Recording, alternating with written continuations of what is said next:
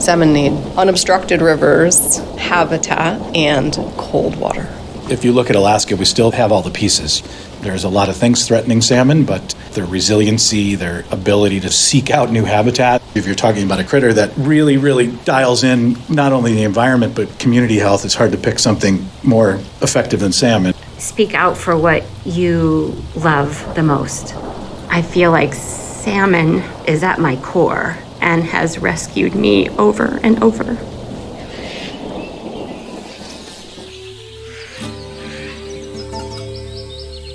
Welcome to the Trail Less Traveled, an adventure radio series and podcast dedicated to collecting stories and sounds from around the world in order to take you back to mankind's earliest form of entertainment, storytelling. Missoula, Montana is a mecca for outdoor enthusiasts, and each week we will bring you tales of adventure from both near and far, as well as information and inspiration and a few tunes to set the mood. You can subscribe to the podcast and learn about our international outreach projects at traillesstraveled.net. And now, here's your host, International Expedition Guide, Conservationist, and Yogi, Mandela.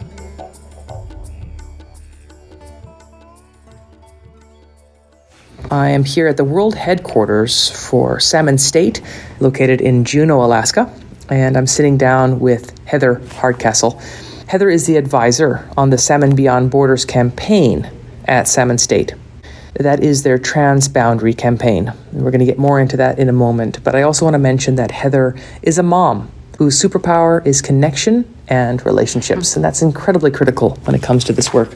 So, Heather, thank you so much for your time, energy, and expertise on the Trail Less Traveled today.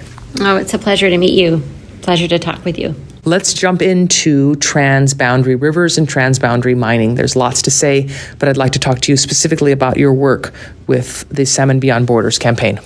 Yeah, it's an interesting term, transboundary, and certainly this part of the world, we don't have a corner on the market for that term. A transboundary river could be anywhere in the world, and it's a river that does cross some kind of a border, political or natural, ecological border. In our case, it's the political border between the U.S. and Canada, or Alaska and British Columbia, that bisects these incredible glaciated salmon rivers that originate in British Columbia, northwest British Columbia, the westernmost province in Canada, and those rivers flow into southeast Alaska, the southeastern panhandle of the state of Alaska in the United States. And Salmon Beyond Borders coalesced as a campaign almost exactly a decade ago as we started to learn about Canada's push to build mostly gold and some copper mines at the headwaters of these shared rivers. The primary rivers are the Taku, the Stikine, the Yukon, and the Salmon rivers. There are also other glaciated salmon rivers that you know a whole lot about, like the Tachincini, the Alsek, the Chilkat. Those are also rivers that cross the U.S.-Canada border. But these ones that I just mentioned, the Taku, the Stikine, the Yukon, the Salmon, cross the border between BC and Alaska. The other rivers are shared with the Yukon territory of Canada.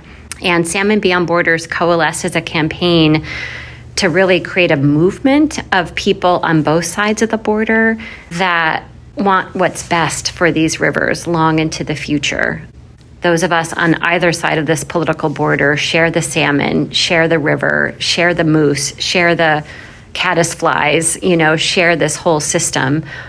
And right now our situation is that just British Columbia and Canada are working closely with industry to really industrialize the headwaters of these rivers without the meaningful involvement or consent of the rest of us who are inextricably tied to these rivers. I will also just mention that my work at Salmon State began really with the Salmon Beyond Borders campaign, and sort of my work in conservation came about with the Salmon Beyond Borders campaign. So we sort of grew up together. I was the first director of this campaign, and I was asked to sort of take the reins and just play a leadership role in Salmon Beyond Borders because I grew up on the Taku. I grew up on the northernmost set of rivers that is shared with British Columbia and Alaska. And I always told my family and friends that I wasn't an activist and that I would just volunteer to help protect the Taku, but not necessarily be that person that's doing it day to day, and it would be my vocation. I thought it would just be way too personal to get involved with this work in a professional sense. But really, the team at Salmon State, including, of course, Lindsey and Tim, were just all people that really, really are deeply connected to this place. Many of us grew up in Alaska, and it's what we love the most. And so when I became aware that you could do this work with people that are acting out of love to try to save these places and work to uplift what those who have been here the longest, right, the first people of this place, I realized, gosh, what an honor to do this work and how fun to do this work. And so Salmon Beyond Borders really isn't so much a campaign to say no mining or Canada is bad. In fact, nothing like that. It's more the other work that we do at Salmon State is just how do we ensure that all voices are heard, and certainly the voices of the Alaska Native people, that their values, their voices, their vision for the future is heard. And so what Salmon Beyond Borders has evolved to really focus on is how can all of us who are tied to these rivers best ensure that we are stewarding these rivers together, and we're looking at the entire watershed, the entire river valley, as we look to the future of these rivers. We're not just looking at the piece that we might live alongside or that we're fishing in, and certainly not just look at the Alaska side versus the British Columbia side. How do we look at all of it? And people in this part of the world, we live so close to the land. We care about clean water. We care about the salmon. We care about the moose. We care about bears. I mean, they're our neighbors. It's our livelihoods. I grew up commercial fishing with my family, and my dad taught me that a wild salmon is like the holy grail. It's the most precious thing possible. And if you take it out of the ocean, you've got to treat it with utmost care. And you need to ensure that the fisherman is getting a living wage to harvest that fish and to treat it with utmost care. And then that the end consumer can still taste the ocean, can still taste the river in that fish when they eventually eat it. And so I think those people that live here and have grown up here, and those that are new to this place but fall in love with it, I think we've got such an opportunity then to work together with our neighbors on the other side of the border. And yeah, what do we want for these rivers? You know, just get down to the very base level. Like, these rivers matter. They're unique. They're rare on the planet. And I never expected to be doing this kind of work at this stage in my career, because really my work is talking with folks on both sides of the border and then helping ensure that folks in Ottawa and Washington, D.C., so the capitals of Canada and the United States, are hearing those voices. Because right now, because these are transboundary rivers, they're international rivers, right now it's the U.S. and Canada who have the ultimate say in terms of policy and treaties as to what happens on these rivers. But of course, those folks in Washington, D.C. and Ottawa are very removed from this place. They don't know what it smells like, feels like, tastes like. And so, yeah, it's a lot of my work is ensuring that voices from the Taku, the Stikine, the Unuk, the Salmon Rivers are heard in the halls of power. And there's a conference coming up in just about a month, actually, that will be held here in Juneau. It's being hosted by the Central Council of Tlingit and Haida Indian Tribes of Alaska, the largest tribe in all of Alaska.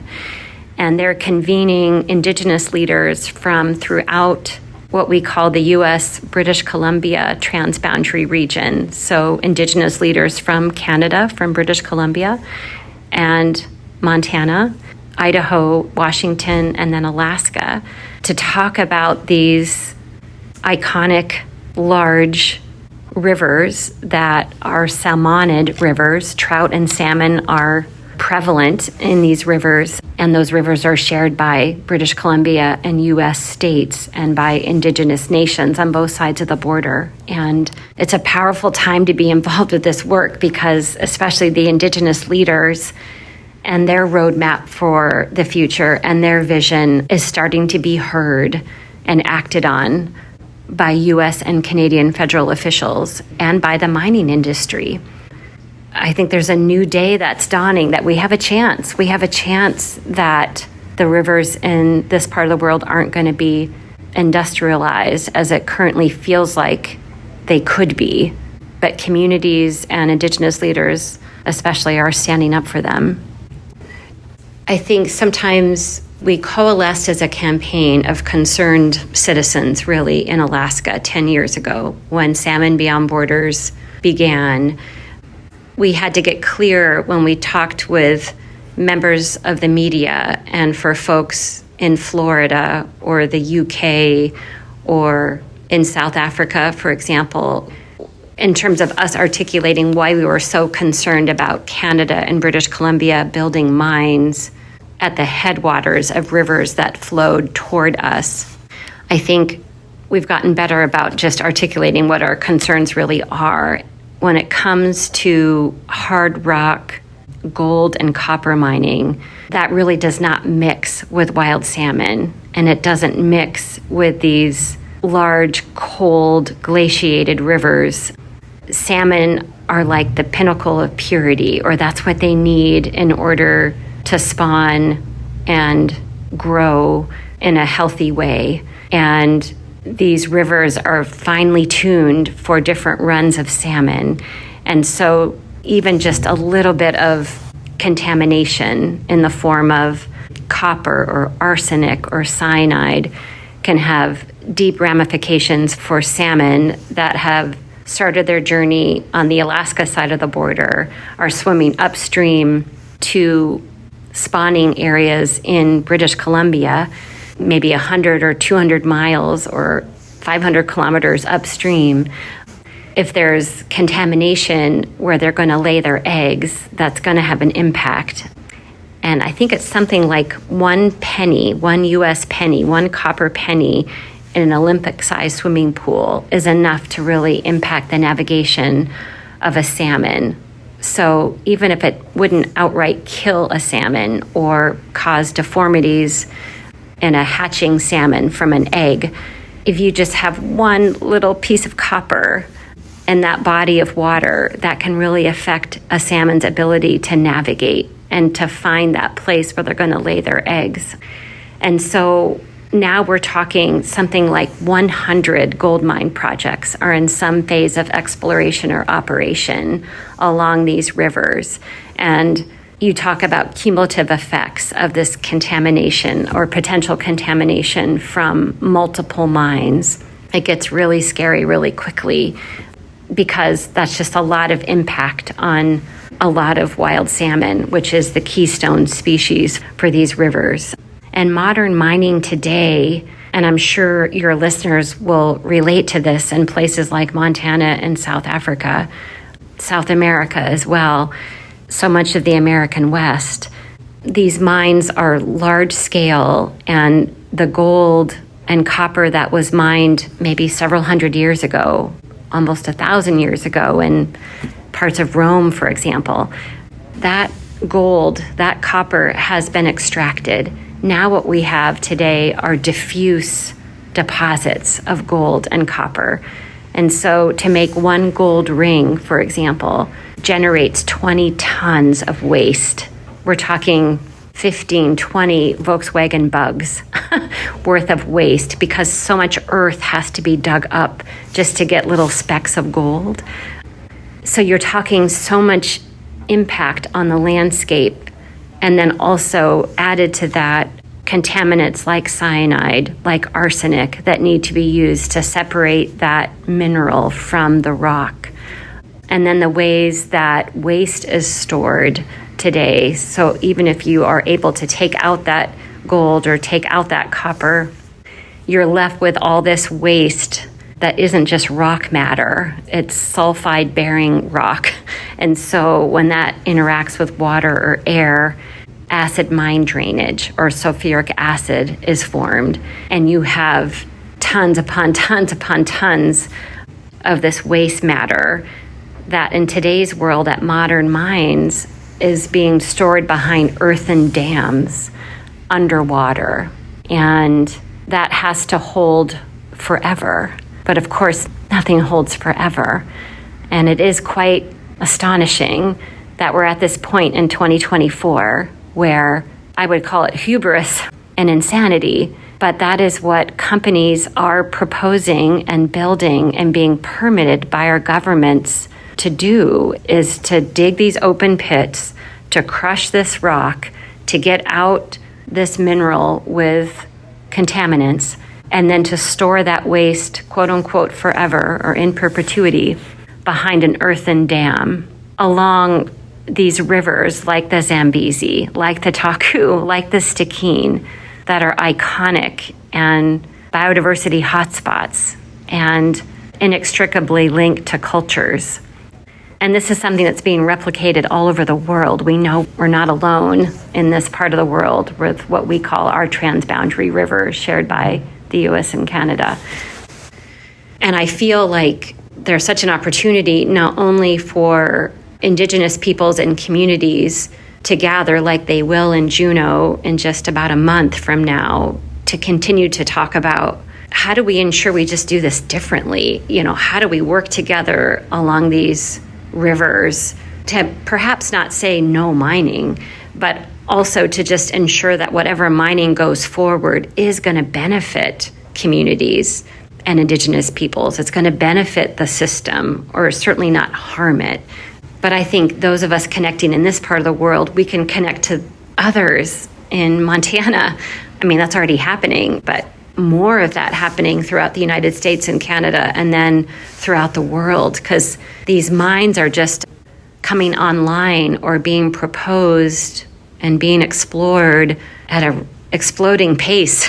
It's happening everywhere. Mm-hmm. That is the voice of Heather Hardcastle. She is an advisor to the Salmon Beyond Borders campaign here at Salmon State. When I say here at Salmon State, yes, we are at the world headquarters of Salmon State in Juneau, Alaska. Heather is also a mom whose superpower is connection and relationships. Heather, thank you so much for your time and energy joining me here today on The Trail Less Traveled. Yeah, it was a pleasure. Yeah, thank you so much. For someone listening out there who's inspired and would like to use their voice effectively and speak up on behalf of wildlife and wild places, what advice do you have for them? Speak out. Speak out for what you love the most. I was reluctant to get involved with this work in a professional way because I didn't think I was an activist. But I have learned that I am deeply, at my core, an activist. Because all it is acting on speaking for those who can't speak and helping to facilitate or awaken in others that love of place that is in all of us. But it might be very buried and maybe feel politically incorrect or scary, but speak out for your place.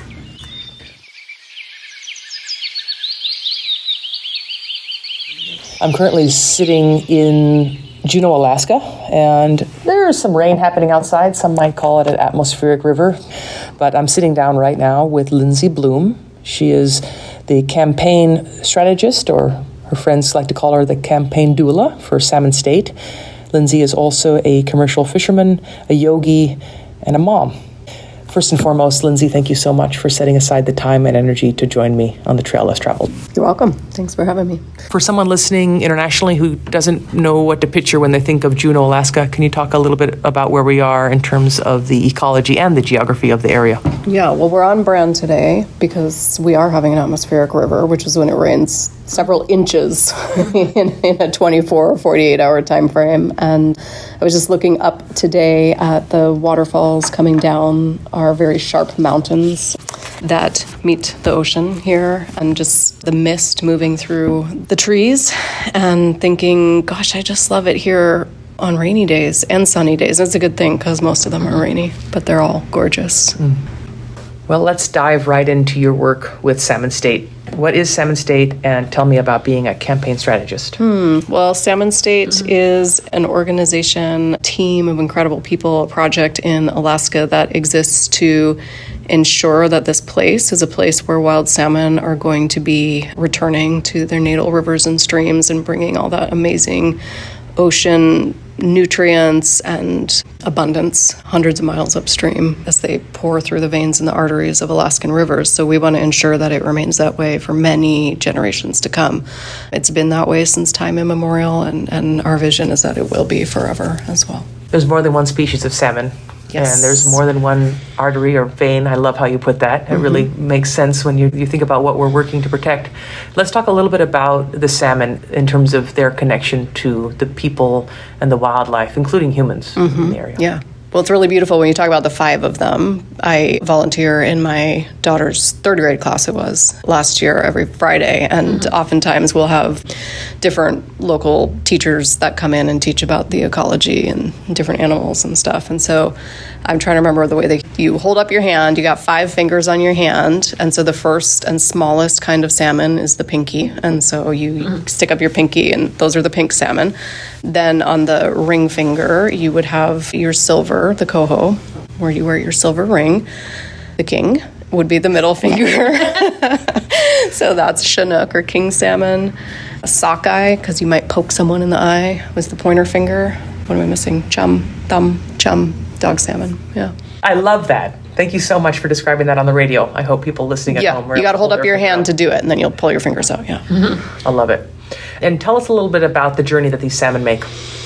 The more and more I learn from the people who study the science and the genetics and the deep biology of these salmon, the more and more I learn how different they are, and not just like a sockeye's life cycle is really different from, a Chinook's life cycle. But I grew up fishing in Bristol Bay, Alaska, which is the epicenter of sockeye salmon in the whole world. And what's incredible, and the reason that salmon are so successful as a species, is there is such rich genetic diversity. And so even within sockeye salmon, you go to just one watershed, which would be Bristol Bay, and there you have hundreds and hundreds of these different just strains of genetic adaptation. And so even the sockeye in Bristol Bay, some of them are born in lakes, some of them are born in rivers, some of them are born in tiny streams.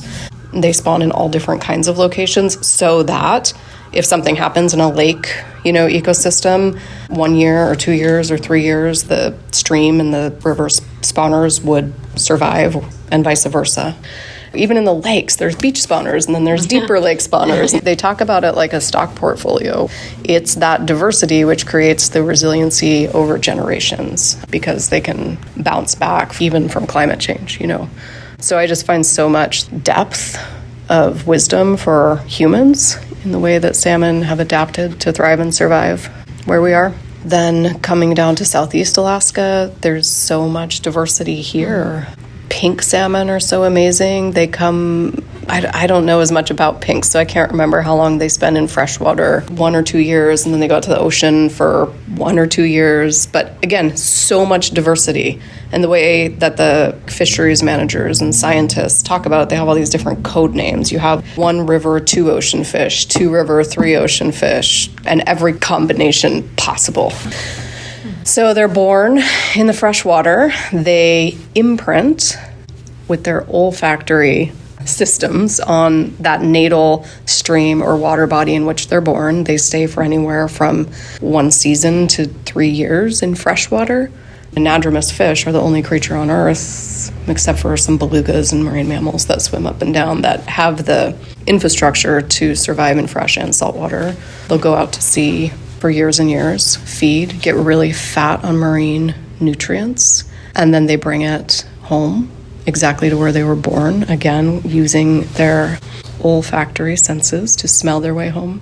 There's also a lot of talk about electromagnetism and other internal compasses. And then what's crazy is some of them will spawn on the beach in front of my house. There's like this little stream, goes dry some parts of the year, and then pink salmon spawn in other parts just a couple 100 feet from the ocean.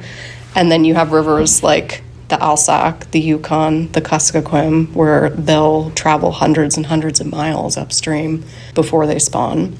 deposit their then bodies and carcasses on the banks of the streams and become fertility and nutrients for everything around their own young and many, many other species. We talk about the salmon in the trees in Southeast, and they find the closer you are to the banks of the streams, the bigger the trees, because the better the fertilizer, and there's fish DNA in the spruce and the hemlock. Lindsey, let's talk about your connection to salmon from the perspective of a commercial fisherman and as a mom. Well, I'm a recovering commercial fisherman. I was actually just having coffee with a friend this morning, and we were talking about what it feels like. Because if I were a salmon commercial fisherman still, you would not be talking to me on July 17th, because I would have a net in the water. But I did find that raising kids and, working in a super aggressive, competitive, 24/7 diesel-driven industry was not... some people make it work, but it's not how I want to go about it, I guess. Just stress on top of stress. And yeah, it was a lot. So I'm enjoying days on shore these days. And kids, we go out fishing together, both just to fill our freezers and then with commercial fishing friends and family to make sure they learn where food comes from and how that all works. But I was just out on Chichagof Island with the kids 2 weeks ago, and we were in a trout stream, and I guess this can relate, right? Because the Dolly Varden is the species that we were fishing for that day, and they go up there this time of year, they're eating baby salmon, and then later in the summer they'll be gorging on the eggs of the chum and the other fish that are spawning in the streams. And just to watch my kid, we just had so much conversation about the way water moves and why fish actually appreciate the resistance of current sometimes, why they also take rest and shelter and safety in eddies and, different sections of water. And then to just see my kiddo, my son is 13 and my daughter's 9, they both caught a trout that day and gutted it, and we talked about everything inside it. And then they carried it. Not only did they carry it home on their sticks, but then we got back to the trailhead and they got on their bikes and kind of paraded through town with their little fish dangling, and then cooked it up and then sucked every bone clean for dinner that night. I could just see that it tasted so much better to them because they caught it like the whole journey, whereas when I put fish on the table, sometimes they're like, So that's a beautiful connection, Lindsey. Let's talk about being the campaign strategist with Salmon State. Really, to me, the campaign, how do we ensure that all of these interconnected systems, arteries, are places where wild salmon can return to and survive and thrive long, long, long after I'm gone and my kids are gone. And so then you just kind of reverse engineer from there. Well, what are the threats? So there's the really big one, which is climate and the warming of the ocean and the warming of freshwater bodies and melting, and there's actually opportunities there as new frontiers and habitats for salmon are revealed by glacial recession, and there's a lot of threat that comes from the total chaos going on in the ocean ecosystem and freshwater as well. So what are the threats? We've got climate. We've got, the one that I think Alaskans perhaps have the most capacity to control is the habitat that we have here, especially our rivers, and ensuring that they're not degraded with pollution, which is one of the biggest outputs, unfortunately, of large-scale sulfide-based hard rock mining and in the kinds of ore bodies we're talking about. So the water quality, and then also what Alaska has going for it that much of the world can no longer say is our rivers are unobstructed from their headwaters or their origins to the sea. We don't have large-scale hydroelectric dams or any of those other major blockages that most of the rest of the world now contends with, and spending hundreds of millions of dollars to take down so they can get their salmon back, So there's a lot of hope in that. And we have incredible water quality. We have untainted and not yet maimed systems, water bodies that we don't know what's going to happen with climate change, but we do know that the best chance salmon will have going forward is dependent on having a place to return to and to spawn and to rear. And there's hope with that because salmon are incredibly resilient species. And adaptable. I mean, all of that genetic diversity that creates the resilience for salmon and the reason they have lasted this long and overcome the obstacles that they have. And what we're seeing on the East Coast is if you return and restore habitat to what they need, they will return. So, yeah, I mean, I think that genetic diversity will continue to evolve as salmon need to evolve and as the world continues to change, as long as they're given the chance. Well, you're speaking to someone who also guides whitewater on the Middle Fork and the main salmon, as well as the Selway. So these issues are near and dear to my heart. And it is true. It's much easier to prevent a dam from going in than it is to remove it after it's been put in. Same with a mine, it turns out. Same with a mine. Yeah. And that's perfect segue to the next thing I wanted to ask you about, which is the Palmer mine. So I was wondering if we could talk a little bit about that before you say bye-bye. Yeah. I do not have the depth of expertise specifically on that project, but, you know, we were just talking about the parallels with large projects in Africa, and it's a story that we are seeing throughout Alaska, really. And then it becomes a much more complex story, I think, than just the fish, because it's the people who... There aren't words for this. Like, I wanted to say the people who depend on the fish, right? But it's like that word doesn't do justice to the relationship and the intimacy in which my Alaska Native and Indigenous friends and their ancestors have with salmon. But unfortunately, with that project, you see the leadership of opposition and the growth of the movement is coming from the Chilkat Indian village and the Indigenous people who have been there since time immemorial. That's what we're seeing. There's a huge, largest gold mine being proposed in the world is in the headwaters of the Kuskokwim River, which has dozens of predominantly Indigenous communities who live in interdependence with not just salmon, but everything. I mean, watersheds are the blood of everything in an ecosystem. And so we're seeing a lot of that throughout Alaska. And I think it's pretty simple. Keep the water clean, keep the habitat intact, and keep the water there. I mean, another thing about climate is as you start to take more and more water out of these systems, and mines of that size are incredibly water consumptive in their processing, and then you have to keep tailings buried in water so that they don't leach and turn into acid mine drainage as quickly when they're exposed to oxygen and things like that. And the more water you take out of the river, the warmer and warmer it gets, you know. So salmon need unobstructed rivers and habitat and cold water. Speaking with Lindsey Bloom, she's the campaign strategist or the campaign doula with Salmon State. And in a place in time when people are seemingly more and more apathetic, what would you say to someone who's out there who's thinking, that's nice, I wish I could help, I don't know what I can do, how can I be effective with my voice? Some advice for someone listening who is inspired by you, who is inspired by Salmon State, wants to help, but doesn't even know where to start.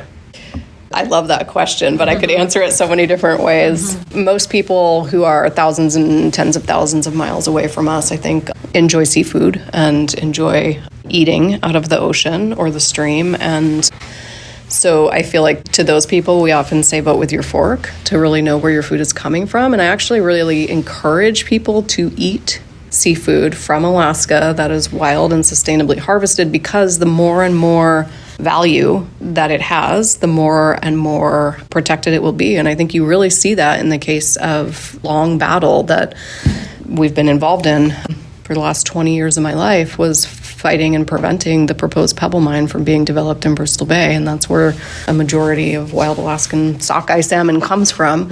And I think in large part that project was stopped because those fish are actually just so valuable on the market, and so many people love to eat them all around the world. How about a song that reminds you of this part of the world? Melanie Taikupa Brown, My Baby Drinks Water, and it was originally by the Mammals. Ooh. My baby drinks water. My baby drinks water from the Taku River stream. Yeah. My baby drinks food also from that same stream.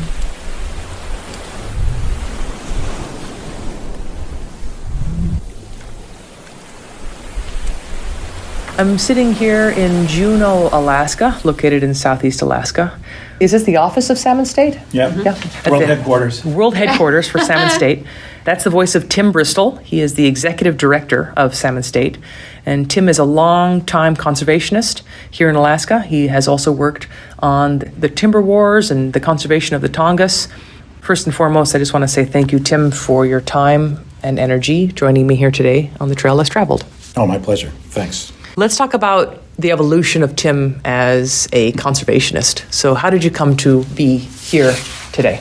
It's a long, boring story, but I washed up in Southeast Alaska in 1991 and worked in a cannery in Ketchikan and lived in a tent. And it was a somewhat miserable experience, but I just fell in love with Alaska. And I think at that point I was in college and I was a journalism major with an environmental science minor. And I was in this place where the big issues about land and water and who does what where, they were front page news here. It wasn't something that I'd go back home to Western New York State and cover a meeting about cleanup of nuclear waste from World War II, and I got a couple sentences in the newspaper and a few people showed up. And here in Alaska, it was just like we were still debating these things in a very open way. That and the landscape just made a huge impression on me, and I sort of wandered back a year and a half later after school and kind of stuck here for good. And I ended up applying for a job at Southeast Alaska Conservation Council. I was living in Anchorage and was lucky enough to make a final interview. Did not get the job, thank you, SEAC, back in the day. They did not hire me.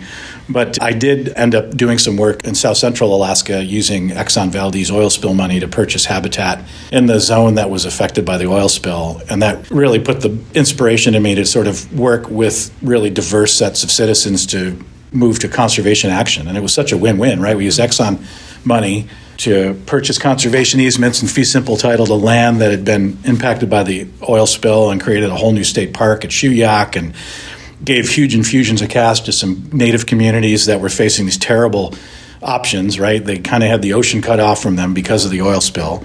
And then they were supposed to be these capitalists, and they had very few sustainable options, right? It was all short-term stuff to create dividends for their shareholders under law. So this gave them another option. And of course, they embraced it, right? Having vision and a passion for their place that we can't even possibly imagine. So that was really cool. And then long story short, I ended up moving down here and getting a job with SEAC due to some changes in politics, and we knew we needed to spend a lot more time in Southeast Alaska because of the pending struggle to protect the forest here from a triple Republican scenario in Congress. There had been law passed in 91 that set aside 1 million additional acres of the Tongass and said we're not going to just put logging first anymore. It's going to be in balance with other resource uses. It was a really, really cool experience. I got to go almost everywhere in Southeast Alaska. I got an incredible boss, a guy named Bart Kohler, who essentially wouldn't let me stay in the office for more than 2 weeks straight. He would essentially say, "What do you do in the office? Go talk to somebody." And I've kind of always tried to keep that first and foremost in the work we do, is it's really about reaching out to people who live in these landscapes, possibly use them in ways quite a bit different than us, but try to find areas of common interest and see if we can build from there. So I did that for quite a long time. Did a short stint working for the Save Our Wild Salmon Coalition when the whole concept of breaching the 4 lower Snake River dams really started to get some momentum. I was the organizer here. It was probably the easiest job I've ever had, right? Because people in Alaska were still so connected to the salmon resource.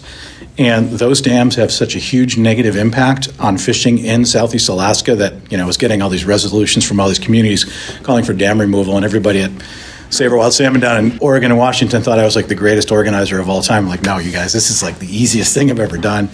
Then worked again, kind of doing sort of defense work for a entity called the Alaska Coalition that was at the Alaska Conservation Foundation. And it was again where we saw Alaska's national interest lands under grave threat from development interests and, I'll just describe as short-sighted politics. And there were 20-something of us at one point. We were scattered all over the country. Several of those people that worked in other parts of the country have since moved to Alaska and raised families here. Kind of cool. Matter of fact, I don't know if I'm allowed to say this, but the acting deputy regional supervisor for the Tongass and Chugach National Forests used to be our forest policy director. We did that for several years, to use a sports phrase, kind of goal line defense for a few years. We were really successful. Then I transferred over to Trout Unlimited for 10 years, and that's where I met Lindsey Bloom and several other people and worked on the Pebble Mine issue. And then it's 9 years ago, got to create Salmon State. We had done a lot of focus group work and polling, testing Alaskans' affinity for salmon, and we saw that it scored way up there, like with jobs and education. And so we decided to put salmon in our name and try to talk more broadly about salmon, because if you're talking about a critter that really, really dials in not only the environment but community health, it's hard to pick something more effective than salmon. It goes out into the open ocean, and then in some cases goes 1,000 miles upstream and connects all those things, and then the thousands of people that are directly dependent upon this fish, whether it's, Alaska Native people for the foundation of traditional culture, commercial fishermen, those of us who just like to catch them and eat them and look at them and pursue them and be in their environment. So we're 9.5 years old now, and it's been just an incredibly great group of people to work with. Both Heather and Lindsey were people I'd worked with previously, so I was like, hey, I want to join the team. And I kind of refer to us as almost a worker-owned collective. Mm-hmm. We're really heavily dependent on each other.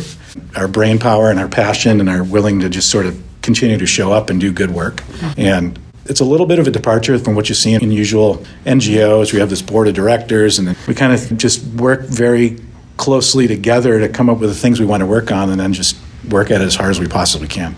Culturally, we're organizers and communicators. That's really what we focus on. We can do policy.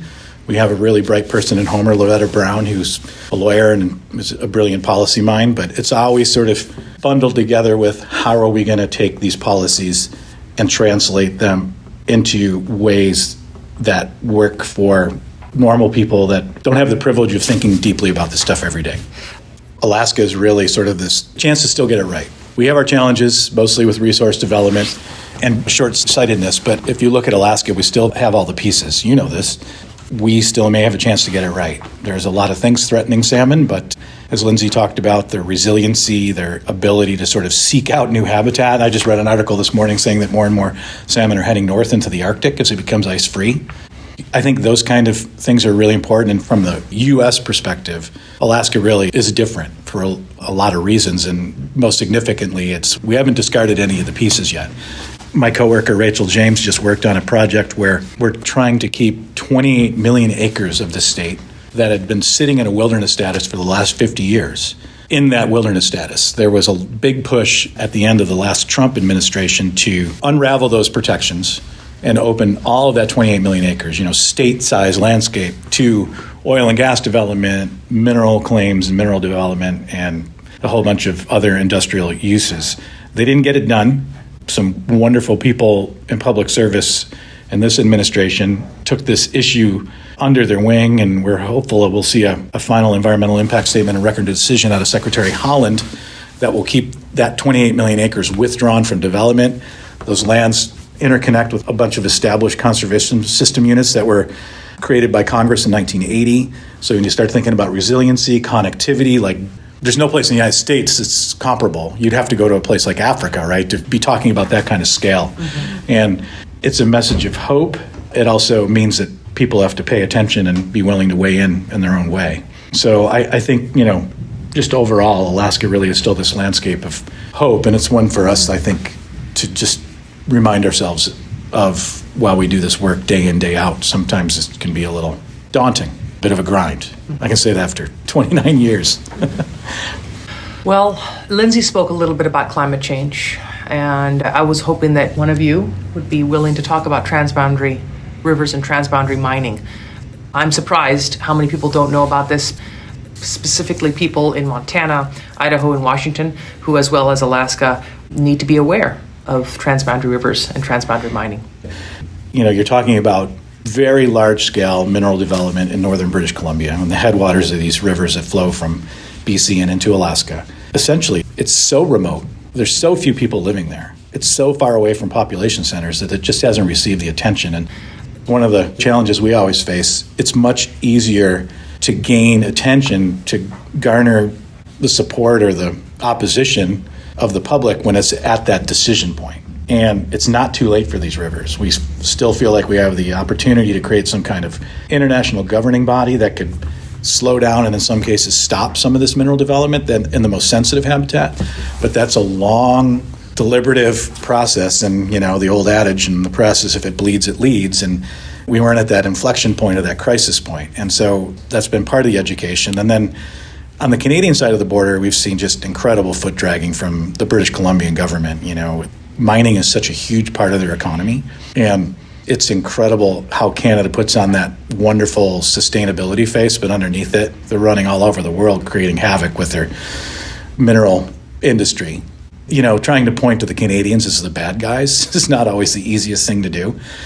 But I think hopefully over the next couple of years, as awareness builds and podcasts like this and people start to pay more attention to just how incredible these rivers are, they kind of get lost in the mix. There's so many great things in Alaska, right? You don't always think about the Transboundary rivers. And having been involved in the Pebble Mine issue for so long, it wasn't until the point where it looked like we were screwed that people really started to pay attention. And hopefully we don't have to get to that point in the Transboundary, but we're still guardedly optimistic that the story will have a good, happy ending.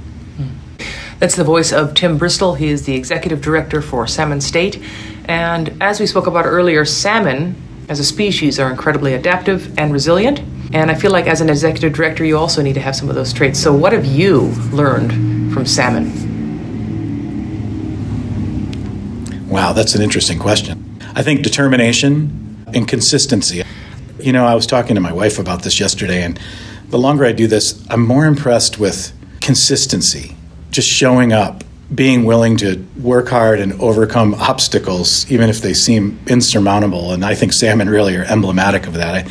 Coho will swim across a road to get to habitat if they need to. And I really feel like they're almost like our spirit salmon. Everybody loves to talk about Chinook and sockeye, and they're great. But coho just have this incredible determination and their ability to adapt to all kinds of different changes in the environment, and their situation just is really inspiring. So I think that's what I've learned from salmon, is just this unshakable, irrepressible will to persevere, survive. Yeah, and there's definitely good times and bad times in this work, but it's just continuing to put your head down and swim forward is this, I think just it's a really good lesson.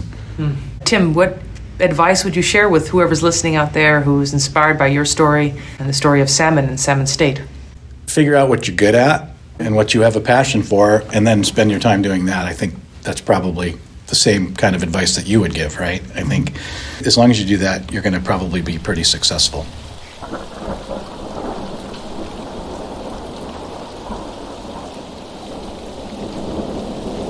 Hello, my name is Marilyn Marler. I'm the Executive Director of the Montana Natural History Center. Our mission is to promote and cultivate the appreciation, understanding, and stewardship of nature through education. My naturalist tip of the week is that you should start looking for cat-faced spiders in their webs starting in midsummer.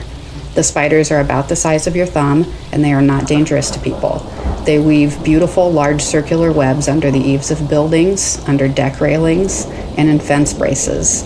You can also find them in trees and shrubs, or even in really tall grass. Cat-faced spiders rarely leave their webs. I love finding them in their webs in my yard all summer and fall, and I like to name them all Charlotte, after a certain famous orb-weaving spider.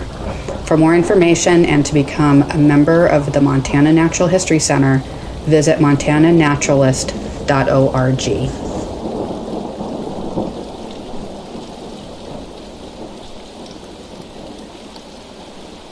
That's it for this week's adventure, my friends in Missoula and around the world. But until next week, please remember, conservation is not a spectator sport. Living in Missoula is a privilege. With privilege comes responsibility. Please get educated and engaged. Speak up on behalf of wildlife and wild places. And if you think you're too small to make a difference, well then you've never spent the night with a mosquito.